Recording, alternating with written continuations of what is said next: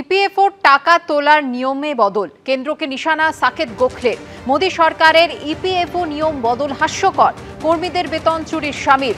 কেউ চাকরি হারালে আগে 2 মাসে ইপিএফওর টাকা তোলা যেত। নতুন নিয়মে চাকরি খোয়ানোর 1 বছরের আগে টাকা তোলা যাবে না। চাকরি হারালে পেনশনের টাকাও তোলা যেত 2 মাস পর। এখন পেনশনের টাকা তুলতেও 3 বছর অপেক্ষা করতে হবে। মোদী সরকারের ভয়ঙ্কর আর্থিক নীতির জন্য বেকারত্বের হার বেড়েছে। মোদী সরকারের অর্থনীতির বেহাল দশার জন্য ভুগছেন বেতনভোগ কর্মীরা। আক্রমণ তৃণমূলের রাজ্যসভার সাংসদ সাকেত গোখলে।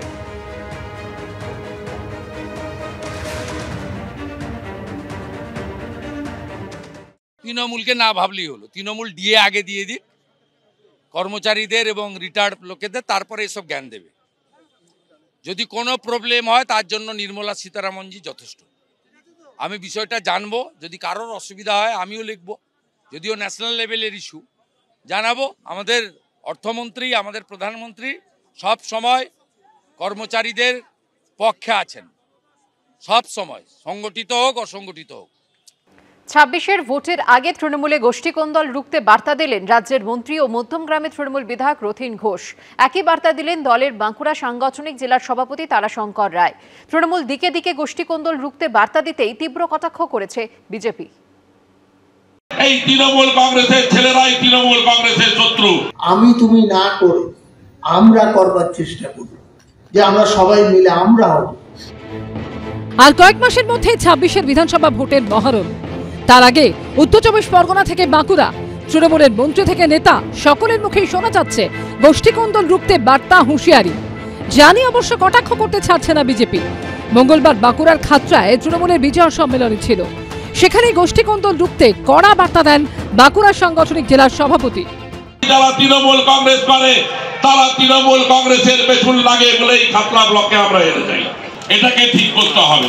নেতাদের লড়াই কেউ পছন্দ করে না, এটা চলতে পারে না। আমাদেরকে ঠিক হতে হবে, কারো পেছন লাগা চলবে না। 2021-এর বিধানসভা নির্বাচনে বাঁকুড়ার রানীবাঁধ বিধানসভার অন্তর্গত খাতড়া ব্লকের 7টি অঞ্চলে 2981 ভোটে পিছিয়ে ছিল তৃণমূল। 2024-এর লোকসভা ভোটে সেই ব্যবধান বেড়ে হচ্ছে 4500 ভোট। বাঁকুড়া তৃণমূল কংগ্রেস সহ পশ্চিমবঙ্গ তৃণমূল কংগ্রেস নিজেরা গোষ্ঠীদ্বন্দ্বে জর্জরিত, এটা প্রমাণ আগেও হয়েছে। জঙ্গলমহল এলাকাতে মানুষ বিগত পঞ্চায়েত ভোটও মুখ ঘুরিয়ে নিয়েছে এবং আসন্ন 2026 নির্বাচনে মানুষ একদম তৃণমূলকে প্রত্যাখ্যান করবে। গোষ্ঠীকন্দল রুখতে রাজ্যের খাদ্যমন্ত্রী ও মধ্যমগ্রামের তৃণমূল বিধায়ক রথীন ঘোষের একটি বক্তব্য ভাইরাল হয়েছে। কেউ কাউকে পছন্দ করতে পারে, কেউ কাউকে পছন্দ নাও করতে পারে, কিন্তু যখন মাঠে নামবেন তখন সেনাপতির আদেশটা মানাটাই কিন্তু বড় কাজ। ওখানে দাঁড়িয়ে মতামত ব্যক্ত করে, তাহলে কিন্তু ওই যুদ্ধটা জেতা যায় না। সেনাপতিও মারা যাবে, সৈনিকও মারা যাবে। দলের মধ্যে গোষ্ঠীদ্বন্দ্ব জর্জরিত, বাধ্য হয়ে বিজয় সম্মেলনীতে এমএলএ রথীনবাবুকে বলতে হচ্ছে ঐক্য পুনরুদ্ধারের কথা বলতে হচ্ছে।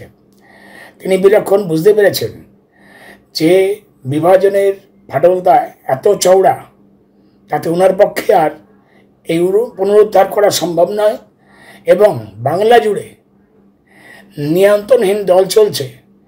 সেই দলকে নিয়ন্ত্রণ করতে টিএমসি সুপ্রিমো ব্যর্থ হয়েছে, এটা আজকে বোঝা যাচ্ছে। বিধানসভা ভোটের আগে দলীয় কর্মীদের বার্তা দিতে বিজয় সম্মেলনের মঞ্চকে ব্যবহার করছেন শহর থেকে জেলা তৃণমূল নেতারা, আর তা নিয়েই তৈরি হচ্ছে চাপানুতর। সমীরণ পাল ও পূর্ণিন্দু সিংহ রিপোর্ট, এবিপি আনন্দ। ফের কাঞ্চন মল্লিকের নামে নিখোঁজ পোস্টার। এবার হুগলির কোন্নগরে উত্তরপাড়া তৃণমূল বিধায়কের বিরুদ্ধে নিখোঁজ পোস্টার দিল বিজেপি। সেখানে কটাক্ষ করে লেখা হয়েছে, বিধায়ক তুমি আছো কোথা, কবে শুনবে মানুষের ব্যথা। এ নিয়ে শুরু হয়েছে রাজনৈতিক চাপানুতর।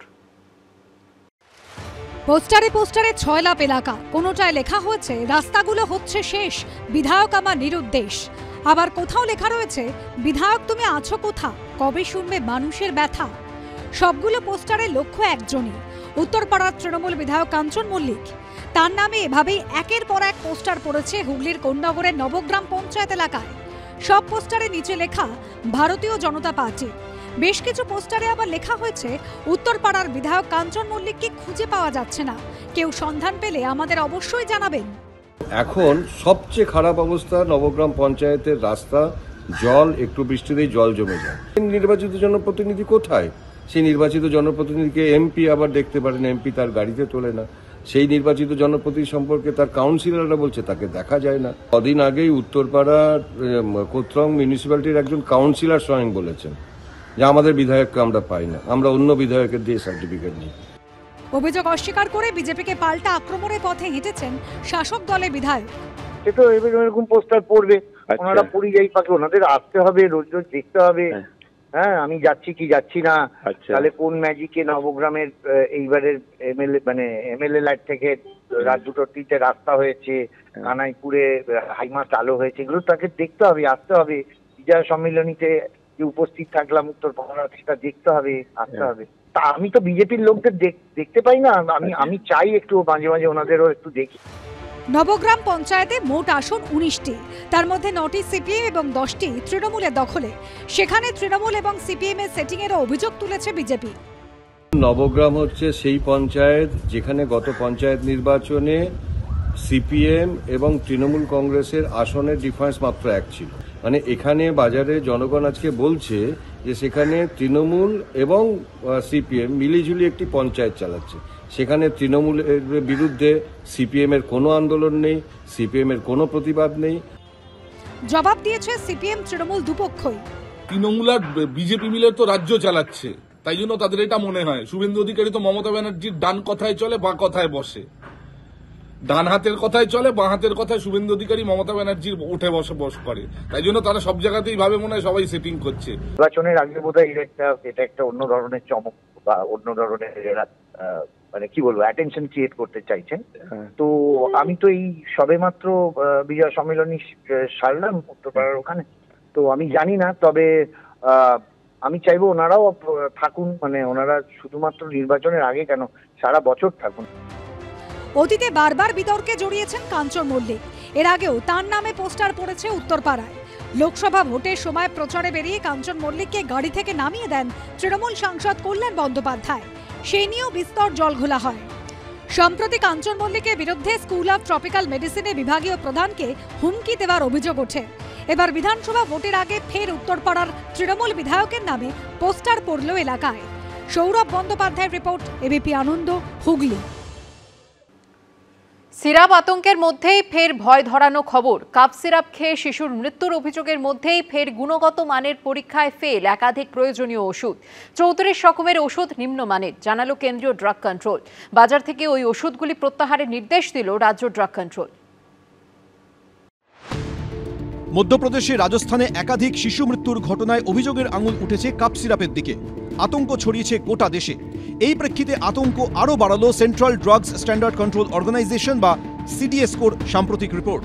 ফের গুণগত মানের পরীক্ষায় ফেল করল ওষুধ। 34 রকমের ওষুধ নিম্নমানের বলে জানালো কেন্দ্রীয় ড্রাগ কন্ট্রোল। ফেল করা ওষুধের ব্যাচ নম্বর দিয়ে বিজ্ঞপ্তি জারি করেছে সিডিএসকো। নিম্নমানের ওষুধের তালিকায় রয়েছে অ্যান্টিবায়োটিক, গ্যাস্ট্রিকের ওষুধ, প্রেশারের ওষুধ, কৃমির ওষুধ, প্রসূতিদের জন্য প্রয়োজনীয় ইনজেকশন, ত্বকের জন্য ব্যবহারযোগ্য কোল্ড ক্রিম ও ভিটামিন ট্যাবলেট।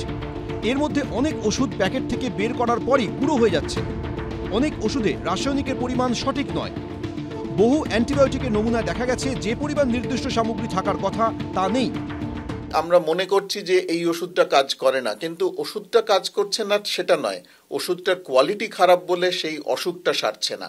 সেখানে সমস্যাটা হচ্ছে পেশেন্টের ডিরেক্টলি এবং ডাক্তারের ইনডিরেক্টলি, কারণ ডাক্তারের ওপরে কনফিডেন্স কমে যাচ্ছে যে ডাক্তার আমাকে যে ওষুধ দিচ্ছে সেই ওষুধে কাজ হচ্ছে না, এবং ডাক্তারেরও একটা বিবেচনার মধ্যে একটা কনফিউশনাল স্টেট তৈরি হচ্ছে যে আমি যে ওষুধ দিচ্ছি তাতে তো আগে কাজ করেছে, তাহলে এখন কেন কাজ করছে না। সেপ্টেম্বর মাসে দেশের বিভিন্ন ল্যাবে এই ওষুধগুলি পরীক্ষা করা হয়। তারই প্রথম তালিকা বের করেছে কেন্দ্রীয় ড্রাগ কন্ট্রোল। ফেল করা ওষুধগুলির বেশিরভাগ গুজরাট, মধ্যপ্রদেশ, উত্তরাখণ্ড এবং হিমাচল প্রদেশে তৈরি।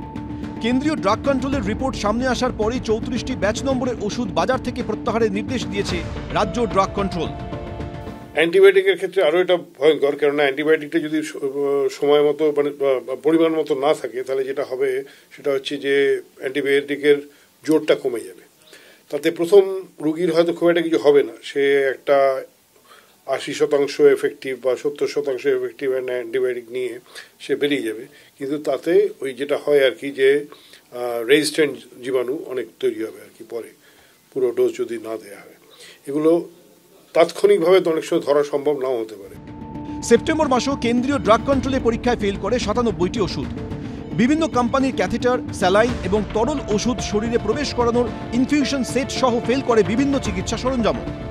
শিলম করঞ্জাই, এবিপি আনন্দ।